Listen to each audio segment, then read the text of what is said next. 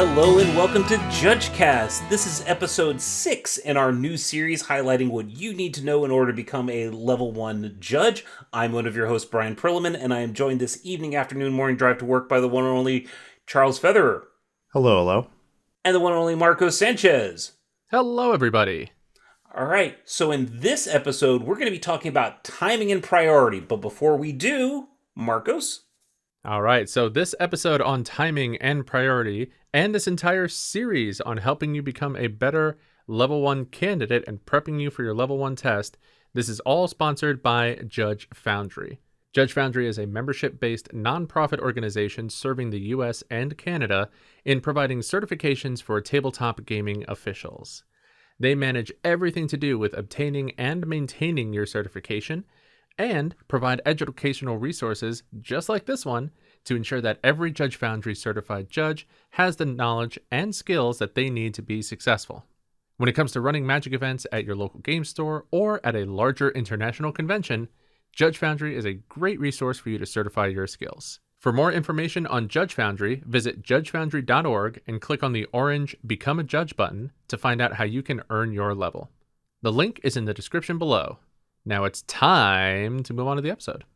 In this episode, we will discuss the ins and outs of the priority system. This will continue our focus on what a level 1 judge working F&M or scheduled events at a larger event should know. As always, not every corner is explored in depth, but if you wish to go deeper or explore topics faster than these videos come out, you can delve into our extensive library at judgecast.com or search for us in your podcast app of choice. Our podcasts are typically at least an hour, so you can get both more detailed discussion, humor, insight, and of course, our shenanigans. Our cacophonous shenanigans. Our shenanigans are absolutely cacophonous. All right. So priority is the system that determines when a player can act. It gives us a way to determine when two players want to do something at the same time, who actually gets to go first. It also governs us moving through the various parts of the turn and is closely ingrained with the steps and phases of a turn, which we're going to be discussing in more detail next episode. So in short, priority is passed around the table kind of like a speaking stick from elementary school or the conch from Lord of the Flies. Whoever has priority, or the speaking stick or the conch, is allowed to take actions and add them to the stack. After you take an action, you can pass the speaking stick and let someone else have a turn, or you can retain priority and do other actions. But what can you do when you have priority? Whenever you have priority, you can cast instant spells or activate abilities. You can also take some special actions or activate mana abilities. Whose turn or where we are in the turn does not matter for these actions. However, most of the actions in the game have timing restrictions around them. Sorceries, creatures, planeswalkers, artifacts, really any spell that's not an instant card, can only be cast during the main phase of your turn when you have priority and when the stack is empty. You can also perform special actions, the most common being playing a land. So there are 12 special actions. Most of them are not strictly necessary for the L1 test, but we do want to highlight a few here. There's things like turning a face-down creature face up. This one's pretty common with all the disguise and manifest dread cards that have been out there recently. You can also have the ability to suspend a card from your hand or foretell or plot a card from your hand. Those are some examples of special actions, and while you can do them when you have priority, they do not use the stack. Also, as Charles mentioned, playing a land. All right. But when do I actually get priority? Now, the active player receives priority at the beginning of every step, except for the untap step. Sometimes, in very special cases, you may also get priority in the cleanup step, but that's not very typical or normal. However, before you are handed the speaking stick, we deal with a few things first. We have to A, fully take care of any turn-based actions. We then have to B, perform any state-based actions. And C, we have to put any triggers on the stack that have triggered since the last time a player had priority. And now, once you've done A, B, and C, you now have priority. The active player will also receive priority after a spell or ability resolves, unless it's a mana ability, because mana abilities don't use the stack. Any spell or ability that uses the stack resolving will give the active player priority after it finishes resolving. Opponents get priority when the active player passes priority, or passes the speaking stick, or declares they're done doing stuff. Opponents can then add objects to the stack as well. If a player casts a spell or activates an ability, they technically retain priority afterwards. Note, this may seem a bit foreign to you, and might not reflect how you learn to play. This is where the rules of the game differ a bit from how people actually engage with the game. Per the rules, once you put an object on the stack, you retain priority and have to explicitly pass priority to your opponent before they can act. However, in real life, that's a bit awkward, and it's much more common to only add one object to the stack at a time. A tournament shortcut was created to reflect how people actually play the game. The tournament shortcut reads that whenever a player adds an object to the stack, they are assumed to be passing priority unless they explicitly announce that they intend to retain it. This simplifies matters and makes it much easier to actually play the game. If you think that this tournament shortcut is stupid or unnecessary, or we should just play the game according to the rules, I invite you to play the game without this tournament shortcut where you are required to pass every priority explicitly. You will hate it in less than 5 minutes. Okay? But technically, you always receive priority after you cast a spell or activate an ability. Priority doesn't pass until you explicitly do nothing with it and pass to your opponent.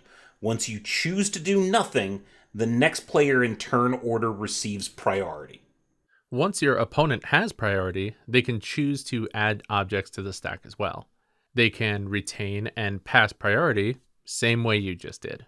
Players pass priority around adding objects to the stack until no one wants to add any more objects. Once all players in the game pass priority without performing any actions, then the topmost object on the stack resolves. Active player then receives priority again and can add items to the stack, same as before. And we continue these passes back and forth until no one is adding any objects to the stack and there are no objects on the stack waiting to resolve. Finally, if all players pass priority while the stack is empty, that is, there's nothing waiting to resolve, then the game will automatically advance to the next step or phase in the turn. Before we get into examples, there are a few things we want to highlight that the game does around the priority system, but are not objects that are put on the stack. Static abilities do not use the stack. They are just always true.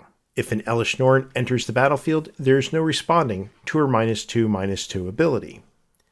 Turn-based actions are another topic that will be the subject of a whole video, but turn-based actions are actions that happen automatically at certain spots in the turn, typically as steps and phases begin, and are dealt with in their entirety before players can get priority. They are not objects added to the stack, and you cannot respond to a player starting to untap their lands for a turn, and you cannot interrupt declaring blockers. You can't interrupt declaring attackers either. But state-based actions are actions that are evaluated and resolved immediately before any player gets priority. These actions also don't go on the stack.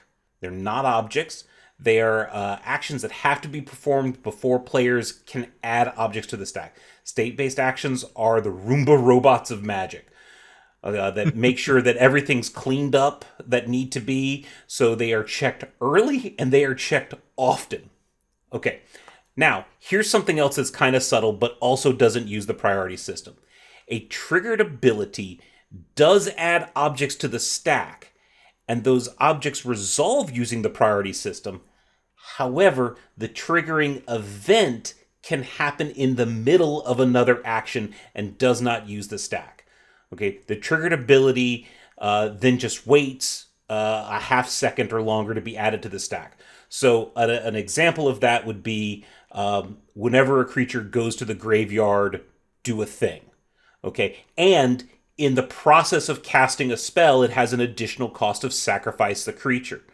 Okay? The creature is sacrificed in the middle of casting the spell. The triggering event happens, and the trigger occurs in the middle of the casting of the spell, but it doesn't get added to the stack until the spell finishes being put on the stack, and a player would get priority. Okay? If multiple triggers are waiting to go on the stack, we put them on the stack in app-nap order. That's active player, non-active player, active player, next active player, or next active player if you're playing like Commander or something like that. With the active player's triggers going on the stack first, and then the other triggers go on top of that. If a player has multiple triggers wanting to go on the stack at the same time, that player decides the order. All right, so now let's just see how this works in practice. So let's run through a couple of examples just for fun and check all the points where a player would receive priority in the example. So I'm going to lay out example 1 and we'll talk through how this all works. So in example 1, let's say I cast a creature, let's say, a bear cub, and Charles does nothing. What happens there? Technically, when you cast bear cub, right, you pass to Charles. Charles does nothing, so we've got 2 players that have passed in succession. Topmost object of the stack, the bear cub, resolves. Nice. All right, so let's go to our second example here. Same thing, I cast a bear cub.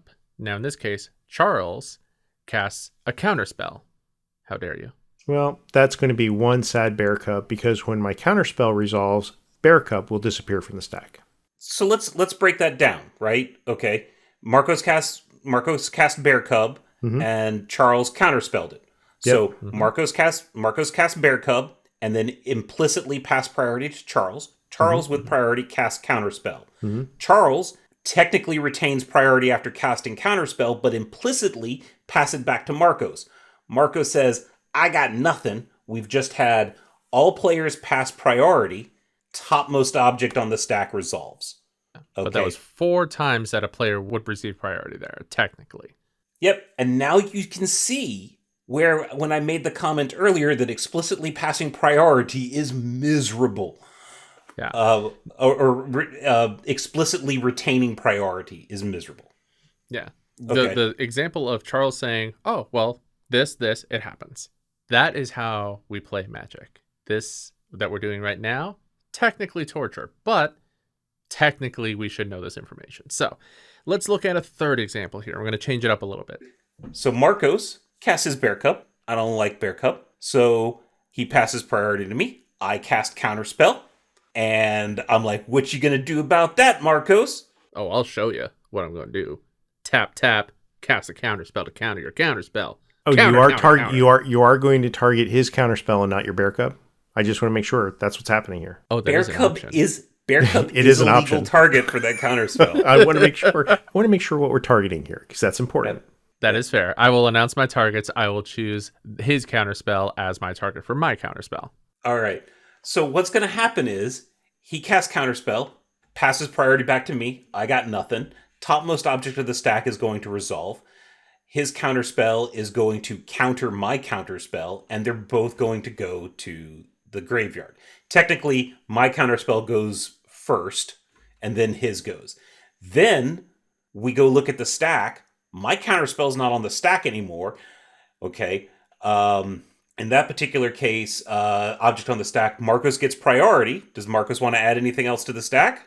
I'll stay. I'll Bear pass. Cub's still in the stack. Okay. I got nothing else to add. Bear Cub is going to resolve. Bloop. So many priority passes. Yeah. The great thing about this is we all kind of get how this works if you think it through of just how you play the game. But this helps solve all those points of order when you're sitting at the table and you're playing loose. You're not really being very specific about what you're doing because, it's just casual Commander night at my buddy's place. And all of a sudden somebody wants to start a counter war and you're suddenly going, wait, where in this point did you do this? Oh, goodness, what's happening? I've had one too many. This just helps make everything super clear. Where things get complicated is right now, all of these examples, we were using Bear Cub, Counterspell, Counterspell. These are actual cards. And so you can actually layer them on top of each other in a stack. All right. Where things start getting complicated is when triggers start happening, because triggers are not represented by physical cards. So if you find yourself getting into a complex situation, trying to figure out how to resolve the stack, it is not a terrible idea to use sheets of paper, like little notes, little scrap papers, to write notes down and still stack them up as physical objects on the stack. There are even some vendors who make little trigger tokens that you can put onto the stack to represent those triggers. Now let's do one more example.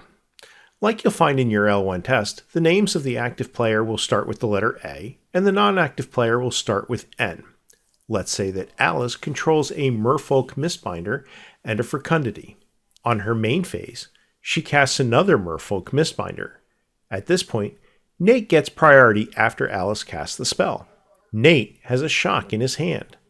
Nate decides to cast Shock, targeting the Mistbinder on the battlefield. If Nick waited until the Mistbinder that's on the stack resolves, both Mistbinders would have 3 toughness because of their static abilities, and the 2 damage from the shock would not be enough to kill either. So Nick takes advantage of priority to kill the Mistbinder on the battlefield before it gets too big to deal with. All right, so let's get technical here and break this down. Okay, Alice has cast the Mistbinder. It's on the stack. After Nate casts his shock, Alice has an opportunity to respond. Okay, if she has a giant growth effect, she could cast it to save her Merfolk Mistbinder, but she doesn't. Okay, Nate has passed to Alice after he cast shock. Alice doesn't have a giant growth, so she's got no actions, passes back. The shock resolves dealing 2 damage to the Mistbinder on the battlefield. All right, now we have an object on the stack that's just resolved, so the game is going to give Alice priority back. All right, because she's active player. However, before we do that, we got to check to see if there's any state-based actions that need to be performed. And when we check, we see that we have a 2/2 creature with 2 damage marked on it. State-based actions are going to destroy that creature. When that happens, Fecundity triggers. Okay, and now it's added to the stack as the topmost object. So it's on top of the Merfolk Mistbinder. So if Alice adds no other objects, and Nate adds no other objects, we're going to resolve the Fecundity trigger first. Then Alice gets priority again. Both players pass. And now we finally resolve that Merfolk Mistbinder. Yeah, that clears it up. Like, thinking of these examples makes a big difference to be able to just kind of solidify something that is honestly very abstract about the game. Yep. So to that end, let's talk one more scenario here. If I were to cast a lightning bolt and I want to cast Reverberate on it, I have to do so right away or else risk not being able to. So let's say I cast lightning bolt targeting Charles and then I pass priority to Charles. Rude.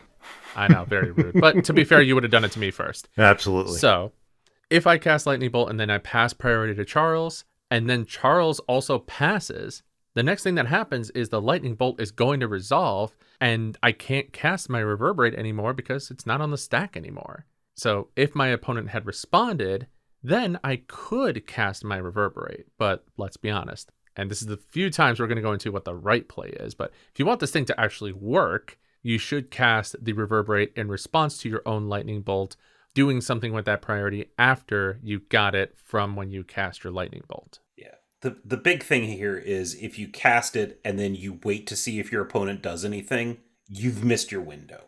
Right. And priority passing also gets significantly more complicated as you add more players, but it follows nearly the same pattern. Only in a 4-player game, or 6, or, whatever. Grand Melee! Instead of passing to the opponent, you pass to the next player in turn order. We still visit all players and give them opportunities to add things to the stack. Yeah, we give them opportunities, but we don't give them infinite time. You gotta still move the game along. All right. So there's a few more rules around priority that are found in the Magic tournament rules and not the comprehensive rules. So these are rules that you might adopt at your kitchen table or at F&M, but they are tournament rules. The first one is a player may not request priority and take no action with it. If a player decides they do not wish to do anything, that request is nullified and priority is returned to the player that originally had it. This is to prevent a type of angle shooting that used to happen where a player would be sneaky and ask the active player if they can have priority, and then declaring that there's no action in an attempt to force the game to advance to the next step or phase. So or if it's during Marcos's main phase and he wants to cast a creature, and I said, hey, can I have priority, please? And Marcos was like, sure, you can have priority and do something while I'm thinking about what creature to cast. And I go, thanks, I pass. We would then immediately go into combat, and Marcos would be like, whoa, whoa, whoa. No. Right. That's what we do. Players used to do this, and so that request is nullified, and Marcos gets priority back again. If I ask for priority, I got to do something with it. Now, there are also some tournament shortcuts around priority that we'll talk about here. We'll save a few others for when we talk about combat, but there is one that deals with when a player adds multiple objects to the stack without explicitly retaining priority. So let's take, for example, I have a Dreadshade on the battlefield and a way to generate infinite black mana. I could say activate Dreadshade 100 times as a shortcut. But what did I actually do there? Did I activate it once, hold priority, and then activate it again? Hold priority, then activate it another 98 times?